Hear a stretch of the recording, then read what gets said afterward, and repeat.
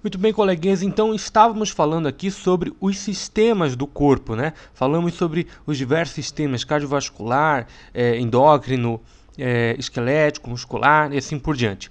Então, vamos dar continuidade aqui, vamos falar um pouco sobre o sistema tegumentar. Bom, o que é o sistema tegumentar? O sistema tegumentar é composto pela pele e os seus anexos. Como assim? A pele seria o órgão em si, certo? Antigamente a pele era considerada como o maior órgão do corpo, e você ainda vai encontrar essa informação aí em vários lugares, mas isso vem de uma época em que os vasos sanguíneos não eram considerados como um órgão. Veja, observe aqui nessa região da derme que existem aqui linhas azuis e vermelhas que representam os vasos sanguíneos, a circulação sanguínea, certo? A circulação sanguínea, ela está presente por todo o corpo. E os vasos sanguíneos, eles formam uma tubulação, digamos assim, que não tem meio que começo e fim. Ela começa no coração e termina no coração, um sistema totalmente fechado, e são centenas de milhares de quilômetros que nós temos de circulação sanguínea.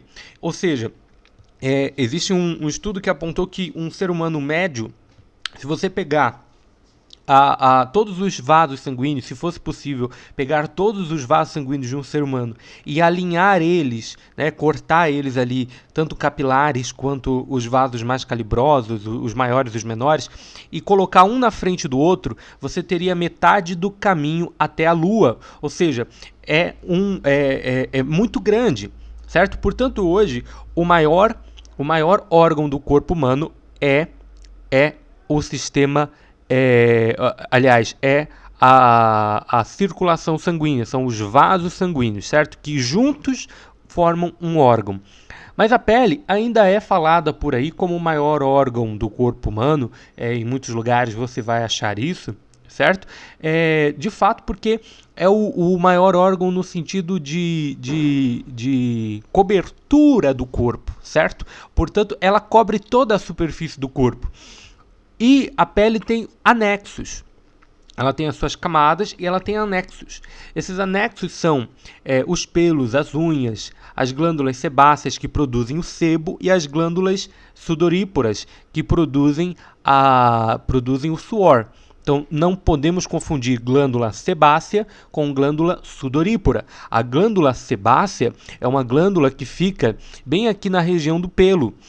Ou seja, ela é uma glândula que é responsável por produzir o sebo que, digamos assim, vai meio que lubrificar o pelo, certo? Lubrificar e proteger esse folículo piloso, essa raiz do pelo. Já a glândula sebácea, diferentemente, é uma glândula que produz o suor. Então, na nossa pele, nós temos vários buraquinhos na superfície que são os chamados poros sudoríparos, ou seja, são os polos por onde o suor vai sair. E nesses poros, nós temos glândulas que produzem o suor, que tem uma função de refrescar, digamos assim, ou melhor, ajuda na homeostase. A palavra homeostase significa equilíbrio. Equilíbrio no caso da temperatura do corpo. Então, o corpo ele tem uma temperatura que tem que estar ali, em média, em 36 graus. Então, quando nós temos um elevamento da temperatura externa por conta do clima, ou por conta de uma atividade física, etc. Então, a nossa pele, para haver digamos assim, essa refrigeração do corpo, a pele vai liberar esse suor através das glândulas sudoríparas, certo? E vai dar ali uma refrescada, digamos assim, um controle da temperatura. O suor, ele é um composto de água e de proteínas. E o suor, ele não tem cheiro, certo? O que o suor tem, na verdade, o que causa o cheiro do suor, na verdade, são as bactérias que estão na superfície da pele. Então, quando o suor entra em contato com as bactérias da superfície da pele, ele passa a ter aquele aspecto de fedor, certo? Aquele odor mais fedorento. Como a pele tem essas bactérias, né, essas bactérias sobre a superfície, uma das funções da pele é justamente a proteção do corpo. Ela faz parte também do nosso sistema imunológico. E existem células na pele, certo? Que vão ser necessárias para essa proteção. Células que ficam aqui dentro dos folículos pilosos, dentro dos poros sudoríporos, dentro ali nessa região da derme. Inclusive na região da hipoderme também, células de defesa, células de proteção, que quando algum tipo de bactéria consegue ultrapassar a primeira barreira, que é o próprio sebo que recobre ali a superfície de dentro do pelo, ou dentro ali do poro sudoríporo. Então, essas células imunológicas, elas vão defender o corpo, certo? Elas vão defender o corpo contra essas bactérias que podem causar algum tipo de infecção, de contaminação.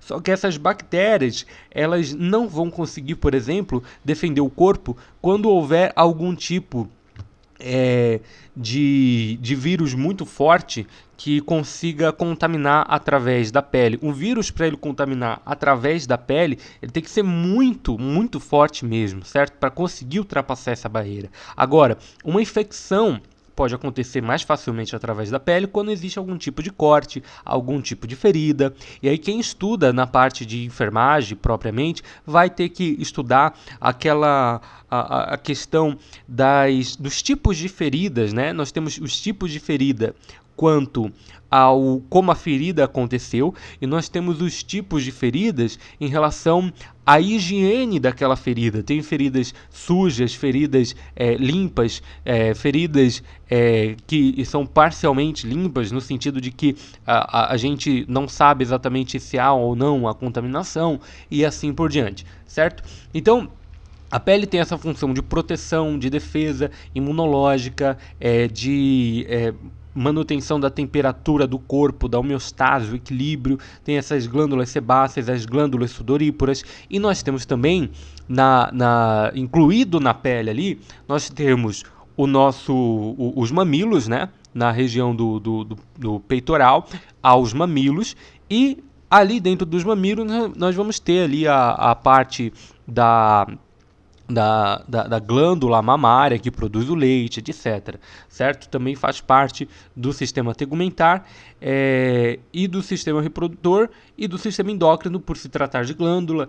As glândulas fazem parte também do sistema endócrino. Claro que quando nós falamos de sistema endócrino, nós não falamos de todas as glândulas, porque tem só aquelas principais, mas as glândulas sebáceas, sudoríparas, mamárias, de forma geral, fazem parte do sistema endócrino, só que isso já é um tópico mais avançado para se tratar.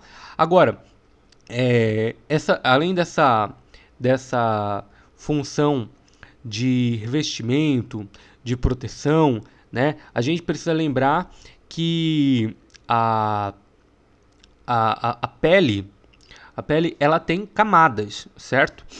As camadas que comumente são faladas são a epiderme, a derme e a hipoderme, certo? É o que a maioria das pessoas aprendeu. Só que a hipoderme, ela não é mais considerada hoje em dia como uma camada da pele propriamente, certo? Essa camada que nós hoje chamamos não de hipoderme, mas de camada subcutânea, porque fica embaixo da pele, certo? É uma camada feita de gordura, é a camada mais profunda, certo? Além disso, nós temos a derme. A derme é a camada realmente onde as coisas estão. Ali a gente vai ter muito colágeno, a parte de elasticidade da pele, vamos ter muito vaso sanguíneo, como você pode visualizar na imagem, vamos ter as terminações nervosas, certo? Quando você era criança, você provavelmente já brincou com a agulha da mãe ou da avó, sei lá, e que você ficava colocando ali a agulha no dedo e tentando e você não sentia ali até uma determinada profundidade, você não conseguia sentir essa digamos assim, a pele. Provavelmente você fez isso, né? Agora, quando ela começa a entrar mais fundo, você já começa a sentir dor. Por quê?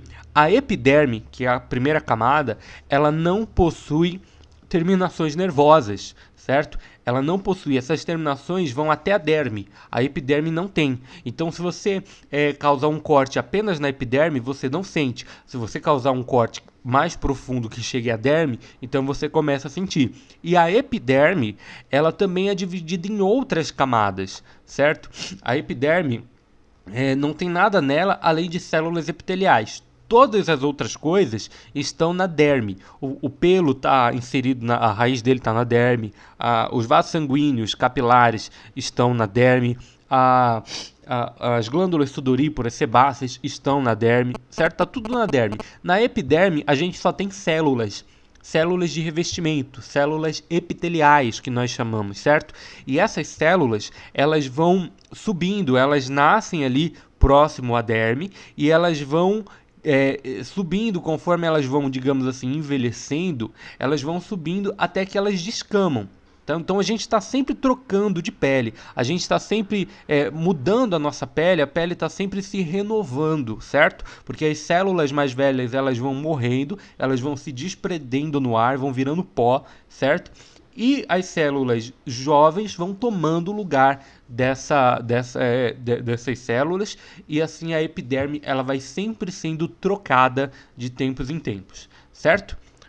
Por hoje é isso. Próxima aula vamos dar continuidade com o sistema muscular. Lembrando que essas aulas, elas são um formato de vídeo um pouco mais sem edição, porque realmente para ser uma aula mesmo, né? Uma aula no sentido como se fosse uma aula ao vivo mesmo, né? E essa aula, ela vai fazer parte de um curso que vai ficar disponível aqui gratuito no YouTube, também na minha plataforma, e que é a primeira parte do curso, né, que é o módulo gratuito. Posteriormente nós vamos ter o módulo pago, que vai ser um pouco mais avançado, né, nessa questão da anatomia básica de forma geral, e aí você, assistindo todas as aulas do módulo gratuito, se você quiser, você poderá no final, quando já estiverem disponíveis todas as aulas, você poderá adquirir o curso completo para entender melhor e mais detalhadamente cada uma dessas coisas que nós estamos falando aqui.